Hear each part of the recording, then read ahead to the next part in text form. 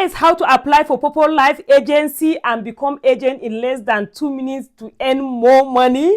By simply clicking in the comment section and in the description of this video, I will drop a link. You can just click on more in the description or click on the comment section. You will see a link where it shows agent registration link. When you click on it, you will just click on open with Chrome and this page will open. If you get here, just go back to your Poppo and copy your Poppo ID. When you copy your Poppo ID, come back to that Chrome and then paste it. When you paste it, you will now click on this get verification and then you will go back to your Poppolive and click on message. When you click on message, you will see that Poppo have sent you an OTP. You copy the OTP and then come back and paste and you click on submit and voila, congratulations, you have become an agent. So if you are new and you don't know much about the Poppolive, for you to become agent, you have to become a host. So you can also sign up to become a host on Poppolive. The link to sign up a host is in the description of this video. I have done a detailed video explaining to you in case I'm talking too fast in this one, where I explain in detail